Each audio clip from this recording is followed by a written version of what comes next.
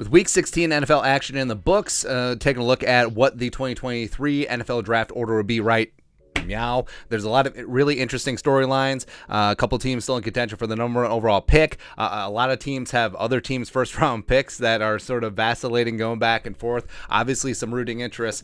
So let's recap. So the Texans up at 1, 2-12-1, just beat the Tennessee Titans, and I don't know, like Caserio could be fired. Lovey's probably going to get fired, but they could have their choice of future franchise quarterback finally. And you got guys like Bryce Carter, CJ Stroud. I do think that Will Levis and Anthony Richardson could be absolute wild cards if teams are just going to bet on potential and size and arm. But we'll see in this spot. Texans need a quarterback. 2, you got the crooked Chicago Bears. Now, the Bears are an interesting spot because they're only a half a game behind the Texans. They could easily tank, and they don't need a quarterback. I mean, Justin Fields has proven that he's that dude. But if they were able to secure the 1 spot, they could ransom that off for any team that wants to come up for their choice of quarterbacks in this spot. And also, like, never sleep on the quarterback tax. You're going to pay a lot more just to try and get that guy at the top of the draft. But the Bears, I mean, if they're stuck at 2, I mean, there's a lot of different ways. Pete Skornowski, the tackle, seemingly going to be a future franchise guy. Keeping him in Chicagoland makes sense. Jalen Carter, Will Anderson. I mean, there's a lot of ways to go. Miles Murphy could get into the Derby as well, so it's going to be interesting. But watch. They'll probably take a wide receiver, and then the wide receiver will be a bust. I don't even want to name the specific wide receiver I had in mind because I don't want to put that evil on them, Ricky Bobby. 3, you got Seahawks. So this is from the Broncos trade. So the Broncos are... So Seattle's sitting pretty good with 2 first-round picks, including their own. And if they miss the playoffs, which it kind of looks like it's going to happen, I don't know. But, yeah, this one is looking pretty damn good. They go a lot of different ways. I think they should and could go for quarterback. Unless, Chicago trades down.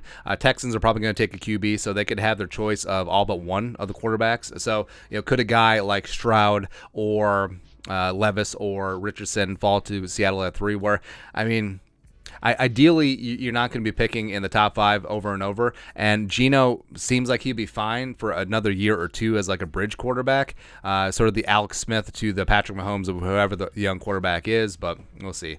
Then you got the Cardinals at 4. So the Cardinals have needs all over the place. Offensive line, Skornowski would be a fantastic one here. Cornerback in the edge market, yes. 5, the Colts. I think the Colts could move up.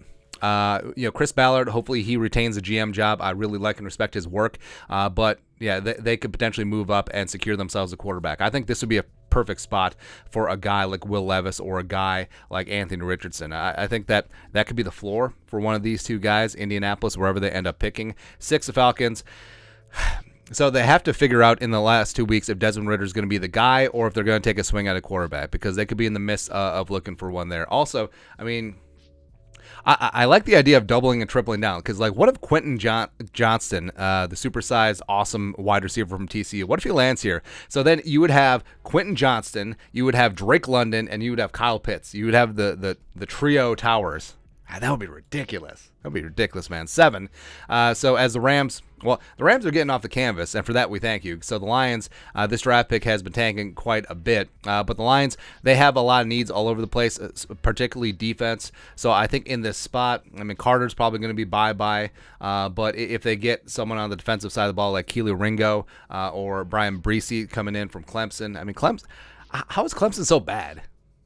They have a lot of talent there. Joey Porter would make some sense here, just trying to add to that cornerback room. So we'll see what Detroit wants to do. But they could roll with Jared Goff. I mean, maybe they'll take a shot at a quarterback later, or maybe if like Anthony Richardson falls here, they'll take a shot, but we'll see. 8, the Raiders. This is a quarterback pick. So I believe this order was put out before Derek Carr got benched. We should know whether. Yeah. All right. So Derek Carr, like they're benching him so he doesn't get hurt, so that they can cut him and then move on from there. But I mean, they have needs all over the place. Next, you got the Panthers. So I mean, can Sam Darnold hang on to this job? I don't know. I don't know if he can, man. But the Panthers do have some needs. But I mean, they could go from drafting top 10 to into the playoff places if they win the division, which would be hilarious. 10, you got the Eagles.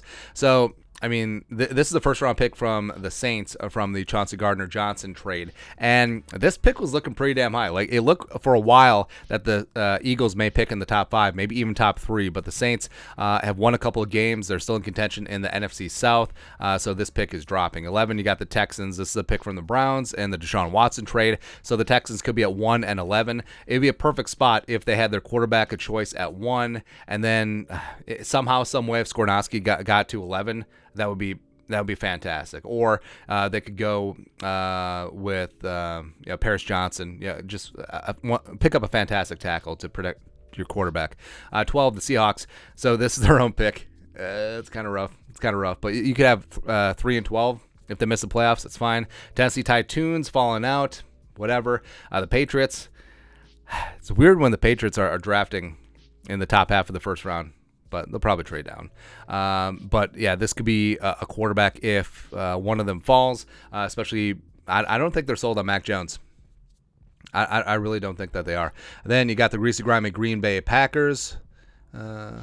Arkansas, stupid Arkansas and their faces. So you got the Packers outside the playoff places, so they have needs all over the place.